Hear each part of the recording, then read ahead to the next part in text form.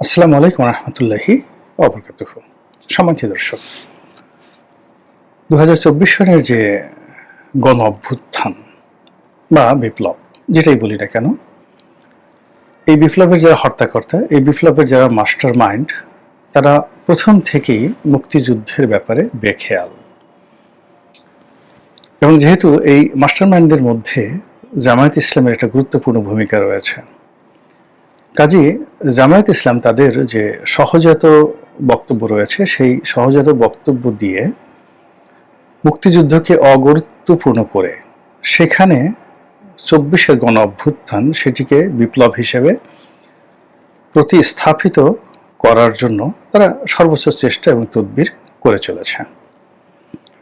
অন্যদিকে এই সরকারের কতিপয় কর্তা ব্যক্তি, ইনক্লুডিং ডক্টর মোহাম্মদ ইউনূস, তো তারা যে কোনো কারণে হোক না কেন মুক্তিযুদ্ধের যে গুরুত্ব, এটি মানুষের হৃদয়ে কিভাবে স্পন্দন জাগায় কিংবা এটি মানুষকে কিভাবে তাড়িত করে এবং মুক্তিযুদ্ধের অবমাননার ফলে মানুষ কিভাবে বিক্ষুব্ধ হয়ে পড়ে, এই বিষয়গুলো তারা কখনো অনুধাবন করেননি, চিন্তাও করেননি, আর এখনো পর্যন্ত পরিপূর্ণভাবে মূল্যায়ন করতে পেরেছেন বলে আমার কাছে মনে হচ্ছে না।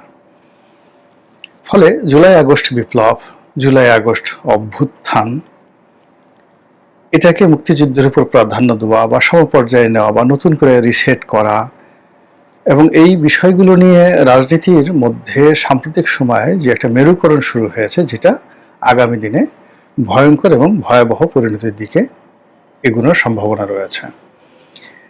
এখানে একটা বিষয় উল্লেখ না করলেই নয়, সেটি হলো আমরা অনেকেই ডক্টর মোহাম্মদ ইউনূসের বিরোধিতা করছি।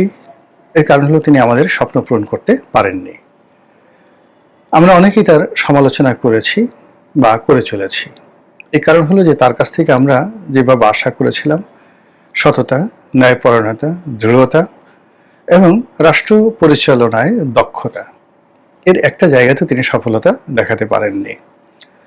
অধিকন্তু আনএক্সপেক্টেডলি, একেবারে অভাবনীয়ভাবে তিনি আমাদেরকে কতগুলো চমক দিয়েছেন। বিশেষ করে তার নিজের ব্যক্তিগত স্বার্থসিদ্ধি, স্বজনপ্রীতি, নিজের এবং পছন্দের মানুষদেরকে দায়িত্বপূর্ণ গুরুত্বপূর্ণ পদ পদবিতে নির্বিচারে বসানো, এই বিষয়গুলো আমাদের আসলে ভালো লাগেনি। ফলে ওনার প্রতি যে শ্রদ্ধা, আবেগ, প্রেম, ভালোবাসা, এটা তলানিতে চলে এসেছে। তো এর অর্থ এই নয় যে আমরা ওনার এই জায়গাতে শেখ হাসিনাকে আবার আনতে চাচ্ছি বা ওনার অবর্তমানে আমরা কেউ আবার আওয়ামী লীগের শাসন কায়েম হোক, আবার ওবায়দুল কাদের সাহেব এসে কথা বলুন, জাহাঙ্গীর কবির নানক সাহেব আসুন, আবার হাসান মাহমুদ সাহেব আসুন, মানে ওনারা আবার ফিরে আসুন, এসে আবার সে একটা আওয়ামী রাজত্ব কায়েম করুন, বিশ্বাস করেন। এটা বাংলাদেশের কোনো নির্বোধ, পাগল, বেকুব কেউ কল্পনাও করছে না। ফলে যারা ইউনূস বিরোধিতা করছেন তাদেরকে আওয়ামী ট্যাগ দেওয়া এবং তাদেরকে আওয়ামী লীগের লোকজন মনে করা, এই সরকারের যারা লোকজন রয়েছেন তাদের একটা বিরাট ব্যর্থতা, বিরাট দুর্বলতা। আশা করি তারা এই জিনিসগুলো করবেন না বা সতর্ক হবেন এবং তাদের আপনজন যারা অনেকেই হয়তো তাদের বিরোধিতা করছেন কেবলমাত্র ক্ষোভের কারণে, অনেকে লোভের কারণে, অনেকে অপ্রাপ্তির কারণে, অনেকে দেশপ্রেমের কারণে, নানা কারণে, এই বিষয়গুলো যদি তারা অন্তর্দৃষ্টি নিয়ে দেখেন তাহলে মানে অনেকগুলো মানুষদেরকে তারা জোর করে যেভাবে আওয়ামী লীগের দিকে ঠেলে দেওয়ার চেষ্টা করছেন, এতে করে সরকারের হাত দুর্বল হচ্ছে এবং আওয়ামী লীগের হাত শক্তিশালী হয়ে যাচ্ছে। দ্বিতীয়ত, এই সরকারের যারা কর্তা ব্যক্তি তারা অতিমাত্রায় জামাত নির্ভর। আর এই মুহূর্তে বিপ্লবের যারা সুবিধাভোগী, বিপ্লবের যারা হর্তাকর্তা এবং বিপ্লবের যারা অধিকর্তা, বিপ্লবী হিসেবে স্বীকৃত, তারা প্রায় সবাই জামাত ইনফ্লুয়েন্সড। একটা অংশ জামাত কর্তৃক ইনফ্লুয়েন্সড, আর একটা অংশ এবি পার্টি কর্তৃক ইনফ্লুয়েন্সড, আর একটা অংশ গণ অধিকার কর্তৃক ইনফ্লুয়েন্সড, বিএনপি কর্তৃক কেউ ইনফ্লুয়েন্স নেই।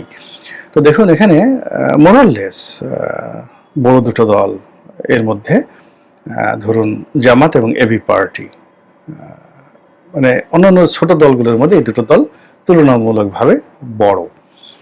এখন জোনায়েদ শাকির পার্টি আছে, ববি হাজ্জাজের পার্টি আছে, আন্দালিব রহমান পার্থর পার্টি আছে, নুরুর পার্টি আছে। তো এই পার্টিগুলোর যে অবস্থা বা এদের যে ওজন আকৃতি, সেই তুলনায় দেখা গেল যে জামাত এবং এবি পার্টির গুরুত্ব সঙ্গতের কারণে আমার কাছে অন্তত বেশি। অন্যরা যারা আছেন তারা আমার এই বক্তব্য শুনলে মনক্ষুণ্ণ হবেন না। এর কারণে ব্যক্তিগতভাবে আমি কাউকে ছোট বড় করছি না। তো বড় করছি না এই কারণে যে আমি যেভাবে দেখতে পাচ্ছি যে ডক্টর মোহাম্মদ ইউনূস যেভাবে মজিবুর রহমান মঞ্জুকে পাত্তা দিচ্ছেন, সেনাপ্রধান যেভাবে তাকে ফোন করছেন, বিএনপির তারেক রহমান সাহেব যেভাবে মঞ্জু সাহেবকে পাত্তা দিচ্ছেন, জামাতের আমিরকে পাত্তা দিচ্ছেন, জামাতের সেক্রেটারি জেনারেলকে পাত্তা দিচ্ছেন, এমনকি জামাতের মুখপাত্র হিসেবে পরিচিত ৩-৪ জন লোক যেভাবে আমাদের এই সমাজে দাপট দেখাচ্ছেন, ঠিক ওইভাবে আমি যে নামগুলো বললাম অন্যান্য যে রাজনৈতিক দল তারা হয়তো অনেকেই যোগ্যতা সম্পন্ন। আমি যা মানে মজিবুর রহমান মঞ্জু, জামাতের আমির, কিংবা ধরুন এদের যদি ধরেন ব্যক্তিগত অবস্থা, পারিবারিক অবস্থা, টাকা পয়সা, শিক্ষা দীক্ষা, এর চাইতে হয়তো অনেকে বলতে পারেন যে আমার তো শিক্ষা বেশি, আমার বাবা মন্ত্রী ছিলেন, অর্থই বলতে পারে, আমার খালা অমুক, আমার শ্বশুর অমুক, তো সেই তুলনায় জামাতের আমির সঙ্গে আমার তুলনা করা হবে কেন? কিন্তু বাস্তবতা হলো যে এখন প্রেক্ষাপটে ডক্টর মোহাম্মদ ইউনূস ক্ষমতার কেন্দ্রে, আমলাতন্ত্রে, এবং এখন যেটা কিংস পার্টি রয়েছে সেই কিংস পার্টি যাদেরকে গুরুত্ব দিচ্ছেন সেই গুরুত্বের মধ্যে এবি পার্টি এবং জামাত, আমি যাদের নাম বললাম তাদের সাথে আমাদের দৃষ্টিতে মনে হচ্ছে তারা বেশি গুরুত্ব পাচ্ছে সরকারি অফিস আদালতে কাজকর্মে। এখন যেটা বলতে চাচ্ছি সেটা হলো যে জোনায়েদ শেখের পার্টি, পার্থর পার্টি কিংবা ববি হাজ্জাজের পার্টি, এই পার্টিগুলো সরাসরি মুক্তিযুদ্ধ বিরোধী নয়, এমনকি তারা আওয়ামী লীগের ঘোরতর শত্রু নয়। তারা আওয়ামী লীগের সমালোচনা করে, কিন্তু তাদের পরিবারের মধ্যে, দূরতম আত্মীয় স্বজনের মধ্যে, নিকট আত্মীয়র মধ্যে অনেকেই আওয়ামী লীগ করে, ফলে তাদের একটা পারিবারিক সম্পর্ক রয়েছে। তারপরে বাম ঘরানার যে রাজনৈতিক দলগুলো রয়েছে তাদের সঙ্গে আওয়ামী লীগের শত্রুতা নয়, কিন্তু জামাত এবং এবি পার্টি এরা কোনো অবস্থাতে আওয়ামী লীগের বন্ধু নয়, এদের সঙ্গে আওয়ামী লীগের কোনো আত্মীয়তা নাই, এবং অনেক ক্ষেত্রে এদের মধ্যে শত্রুতা রয়েছে। দ্বিতীয়ত, আগামীতে যদি আওয়ামী লীগ ক্ষমতা আসে তাহলে এই দুটো দলই সবচেয়ে বেশি ক্ষতিগ্রস্ত হবে এনসিপি এবং ডক্টর মোহাম্মদ ইউনূসের পরে। ফলে কি হলো, এদের মধ্যে একটা বন্ড গড়ে উঠেছে, এনসিপি, জামাত এবং ডক্টর মোহাম্মদ ইউনূস। আর সেই বন্ডের কারণে অন্যান্য যে রাজনৈতিক দলগুলো যারা এনটি বিএনপি বা বিএনপির সঙ্গে, যেমন পার্থর বিএনপির সঙ্গে ভালো সম্পর্ক রয়েছে, ওটা আসলে রসায়নটা হচ্ছে না। তো মূল প্রসঙ্গে যেটা আসি যে এই তিনটি বা চারটি শক্তি, অর্থাৎ ডক্টর মোহাম্মদ ইউনূস এবং তার উপদেষ্টা মণ্ডলী একটা শক্তি, কিংস পার্টি হিসেবে এনসিপির একটা শক্তি, আর জামাতের একটা শক্তি। এখন এই তিনটে শক্তির মধ্যে একেবারে সুপ্রিম টাকার দিক দিয়ে, অভিজ্ঞতার দিক দিয়ে, রাজনীতির প্রজ্ঞার দিক দিয়ে এক নম্বরে হচ্ছে জামাত। আর জামাত এক নম্বরে থাকার কারণে তাদের যে আইডিওলজি, তাদের যে চিন্তা, তাদের যে ধ্যান, তাদের যে ধারণা, এই জিনিসগুলি মূলত অন্যের উপরে এস্টাবলিশড হয়ে যাচ্ছে। ২ নম্বর হলো এবি পার্টিতে যারা আছেন, বিশেষ করে সভাপতি মজিবুর রহমান মঞ্জু, আপনারা জানেন যে উনি শিবিরের সভাপতি ছিলেন এবং সফলতম সভাপতি, এবং জামাতের যে কয়জন মেধাবী লোক ছিলেন তাদের মধ্যে অন্যতম মীর কাসেম আলী সাহেব ছিলেন, উনি মীর কাসেম সাহেবের একেবারে রাইট হ্যান্ড ছিলেন। ফলে শিবিরের রাজনীতি, জামাতের রাজনীতি, মানে শিবিরের জামাতে যে কজন লোক রয়েছেন খুব ভালো জানেন, তাদের মধ্যে মঞ্জু অবশ্যই ভালো জানবেন।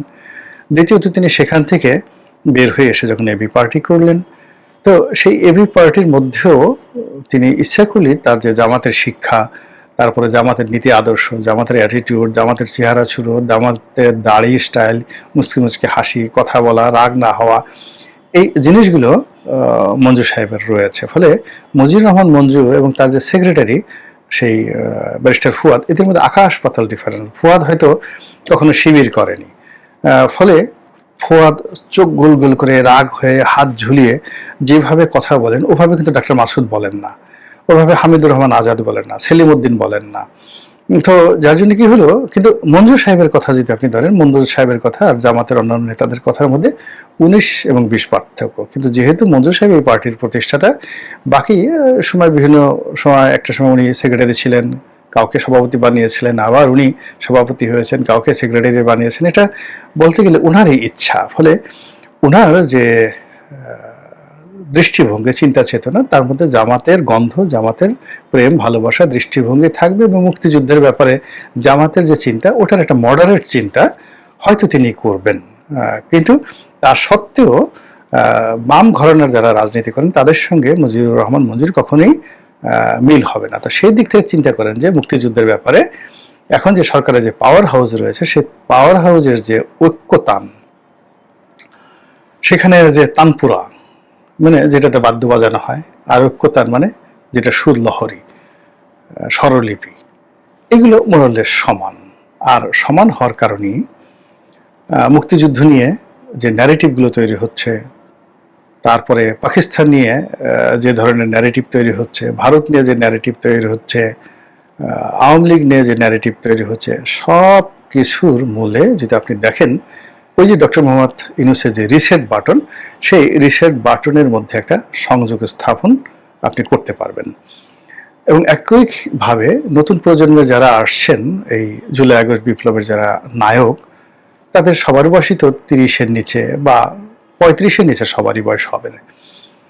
এবং এরা মুক্তিযুদ্ধ সম্পর্কে তাদের নেতিবাচক বা ইতিবাচক কোনো কিছু থাকার কথা নয়। এরা নতুন প্রজন্মের একেবারে ধারক এবং বাহক। এর মধ্যে যারা ছাত্রলীগ করেছেন, সংগঠনের সার্জিস্টরা যারা আছেন, তাদের তো মুক্তিযুদ্ধের প্রতি যতই কথা বলুক না, একটা দুর্বলতা থাকে, কিন্তু অবস্থার প্রেক্ষাপটে তারা সেই প্রভাবটা, বর্তমান যে রিসেট বাটনের যে প্রভাব, সেই প্রভাব বা রিসেট বাটনের যে চাপ, এই চাপটা সহ্য করার ক্ষমতা তাদের নেই।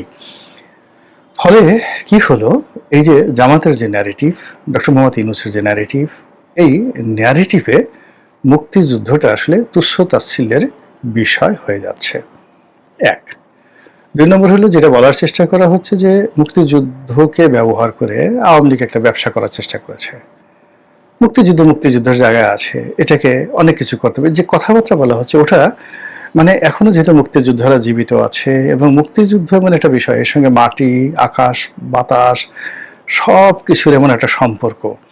বিশ্বাস করেন 1971 সনের মহান মুক্তিযুদ্ধ এদেশের নদীর সঙ্গে মিশে গেছে, পাহাড়ের সঙ্গে মিশে গেছে, সমুদ্রের সঙ্গে মিশে গেছে, দেশের বাতাসের সঙ্গে মিশে গেছে, ঘূর্ণিঝড় থেকে শুরু করে এই জমিনের যা কিছু রয়েছে সব কিছুর সঙ্গে এই মুক্তিযুদ্ধের ইতিহাস অলৌকিকভাবে এবং যাকে বলা হয় প্রাকৃতিকভাবে এমনভাবে মিশে আছে, মনে হতো বা মনে হয় যে 1971 সনের একটা মুক্তিযুদ্ধ সংগঠিত করার জন্য এদেশের আকাশ, বাতাস, মাটি হাজার বছর ধরে অপেক্ষা করেছে। আর এই মুক্তিযুদ্ধের ইতিহাসকে সংরক্ষণ করার জন্য, রক্ষা করার জন্য এদেশের জমিন, এদেশের আকাশ, বাতাস, মাটি অতন্ত্র প্রহরীর মতো এখানে দাঁড়িয়ে আছে। ফলে এই জমিনে মুক্তিযুদ্ধকে যদি কেউ কটাক্ষ করে, সঙ্গে সঙ্গে বাতাস থেকে এমন একটা চাপ আসে, মানুষের মন আন্দোলিত হয়ে যায় মুক্তিযুদ্ধের পক্ষে।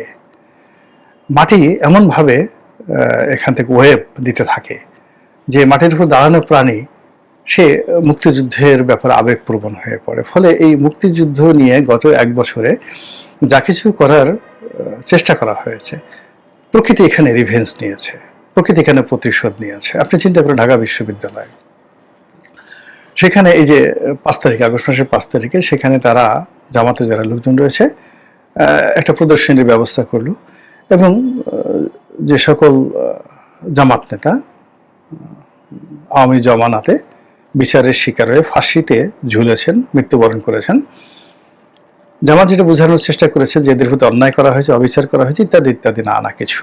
কিন্তু ওই মাটি, বিশ্ববিদ্যালয়ের মাটি এমনভাবে বিক্ষুব্ধ হয়ে গেল, বিশ্ববিদ্যালয়ের আনাচে কানাচে এমনভাবে বাতাস প্রবাহিত হতে শুরু করলো যে কোত্থেকে যেন বিপ্লবীরা চলে এলো, কোত্থেকে যেন বিদ্রোহীরা চলে এলো, কোত্থেকে যেন যাকে বলা হয় বিক্ষোভকারীরা চলে এলো এবং তারা এমনভাবে মুক্তিযুদ্ধের পক্ষে স্লোগান দিল এবং রাজাকার আলবদরদের বিরুদ্ধে এমনভাবে স্লোগান শুরু করলো যেটা জামাত এবং শিবির এই সময়টাতে, বিশেষ করে 2025 সনের আগস্ট মাসের 5 তারিখে তারা কল্পনা করতে পারেনি। এবং পরিস্থিতি যে নিয়ন্ত্রণের বাইরে চলে গেল, তার ফলে কি হলো, যারাই এই ছবিগুলো টানিয়েছিলেন তাদেরকে সেই ছবি সরাতে হয়েছিল। এটা যাকে বলা হয় একটা রেড কার্ড। এই সময়টিতে যখন জামাত নির্বাচন করতে চাচ্ছে, ডাকসুতে জয়লাভ করতে চাচ্ছে, সারা দেশে পিআর পদ্ধতি করতে চাচ্ছে, সরকারের উপর প্রভাব বিস্তার করতে চাচ্ছে, বিএনপিকে পরাজিত করতে চাচ্ছে, তখন সেখানে অনাহত কতগুলো বিষয় যেগুলো প্রয়োজন নাই সেগুলো সামনে আনা, প্লাস ইতিহাসের যে সমস্ত বিষয়গুলো সেটেল হয়ে গেছে, একেবারে সেটেল হয়ে গেছে, সেই সেটেল বিষয়গুলোকে আবার নতুন করে আনসেটেল করে নাড়াচাড়া করার মতো নির্বুদ্ধিতা আর হতে পারে না। আমি ব্যক্তিগতভাবে আমার নিজের জীবনে যেখানে দেখেছি যে আমি প্রয়োজন নেই, যে বিষয়ের প্রয়োজন নেই সে বিষয়গুলো করতে যখন গেছি তখন সেখানে দুর্গতি এসেছে। অথবা যেখানে রাতারাতি হিরো হওয়ার চেষ্টা করেছি, আমার দরকার নেই হিরো হওয়ার, আমি হিরো হওয়ার চেষ্টা করেছি, সেখানে আমার দুর্দশা এসেছে। আবার দেখা গেল যে একটা ধ্রুব সত্য, প্রতিষ্ঠিত সত্য, সেটার উপরে আমার কাছে মনে হয়েছে আমি এটার সাথে একটু বেশি বুঝি, একটা কাস্টম তৈরি হয়ে গেছে। তো একটা কাস্টম তৈরি হয়ে গেছে, একটা প্রথা তৈরি হয়ে গেছে, কিন্তু আমার কাছে মনে হয়েছে এই প্রথাটা ঠিক নয়, আমি যেটা জানি ওটাই ঠিক, আমি এই বই পড়েছি, ওই ইতিহাস জেনেছি, এটাই হলো সত্যিকার ইতিহাস। এখন সেই সত্যিকার ইতিহাসটা অনেক ক্ষেত্রে বাস্তবে সত্য হওয়া সত্ত্বেও সেটা যখনই বলার চেষ্টা করেছি, করার চেষ্টা করেছি, অমনি সেখানে দুর্ভোগ এবং দুর্দশা নেমে এসেছে। এবং এই কারণে কি হলো, ব্রিটিশ যে কনস্টিটিউশন এটা অলিখিত, এবং ব্রিটিশ যে কনস্টিটিউশন সেটার একটা বিরাট যে উৎস সেটা হলো কনভেনশন, প্রথা। অর্থাৎ ওই সমাজে শত বছর, হাজার বছর ধরে যে সকল প্রথাগুলো চালু রয়েছে ওটা হলো ওই দেশের সর্বোচ্চ আইন, সাংবিধানিক আইন। তো কাজেই একটা দেশে প্রথা, যে প্রথা সমাজে প্রচলিত, যে সকল গল্প উপকথা সমাজে প্রচলিত, খুবই জনপ্রিয়। আপনি বিশ্বাস সিন্ধুতে কারবালা সম্পর্কে যে সকল ঘটনা বলা হয়েছে, আপনি জানেন যে এটার সঙ্গে ইতিহাসে কোনো মিল নেই, কিন্তু ওটা নিয়ে একটা সমালোচনা করে দেখেন, মুহূর্তের মধ্যে কিয়ামত হয়ে যাবে। তো কাজেই মুক্তিযুদ্ধ নিয়ে আমাদের একটা আবেগ রয়েছে, অনুভূতি রয়েছে, এটাকে আলাদাভাবে সম্মান করা, মর্যাদা দেওয়াই বুদ্ধিমানের কাজ। এর সঙ্গে আওয়ামী লীগকে জড়ানো, তারপরে আওয়ামী লীগকে ছোট করতে গিয়ে মুক্তিযুদ্ধকে ছোট করার যে চেষ্টা, এটা কত বড় যে বিপর্যয় ডেকে নিয়ে আসবে, এখন যারা রিসেট বাটনে চাপ দিতে চাচ্ছেন তারা কল্পনাও করতে পারছে না। কাজেই সংঘাত আমরা চাই না, আমাদের দেশটা ভালো চলুক। এই দেশে জামাতেরও দরকার আছে, বিএনপিরও দরকার আছে, আওয়ামী লীগেরও দরকার আছে, কিন্তু যারা দুর্নীতি করেছে, যারা রাজাকারগিরি করেছে, আলবদরগিরি করেছে, তাদের দরকার নেই। জামাত দরকার আছে, কিন্তু রাজাকার, আলবদর আর শামস এই বাহিনীর সদস্যদের দরকার নেই, এবং এই বাহিনীর নীতি আদর্শ যারা ধারণ করেন তাদেরকেও দরকার নেই। আমাদের বিএনপি দরকার আছে, কিন্তু হাওয়া ভবন, খাম্বা, তারপরে শেষে টাকা পাচার ইত্যাদি যারা করেছেন সেই বিএনপি দরকার নেই। আমাদের আওয়ামী লীগ দরকার রয়েছে, কিন্তু আওয়ামী লীগ টাকা পাচার করা, গুলি করা, গুম করা, দুর্নীতি করা, অন্যায় করা, যে সমস্ত লোকজন এগুলো করেছেন তাদেরকে আসলে দরকার নেই। আমরা আওয়ামী লীগ চাই, বাট উইদাউট দ্যাট। এবং কোনো অবস্থায় তারা ক্ষমা বললেও হবে না, তারা নাকে খত দিলেও হবে না, তাদের বিচার এই মাটিতে হতে হবে, দৃষ্টান্তমূলক বিচার হতে পারে, যেন আগামী দিনে কোনো মানুষ এই ধরনের অন্যায় করতে না পারে। এটা আমরা চাই, একেবারে সহজ সরল যে চাওয়া পাওয়া। তো সেখানে আসলে ছলচাতুরি করা বা একটা আর একটার উপরে চাপিয়ে দেওয়া, এই জিনিসগুলো, এই মুনাফিকি আসলে রাজনীতি কখনো সহ্য করতে পারে না।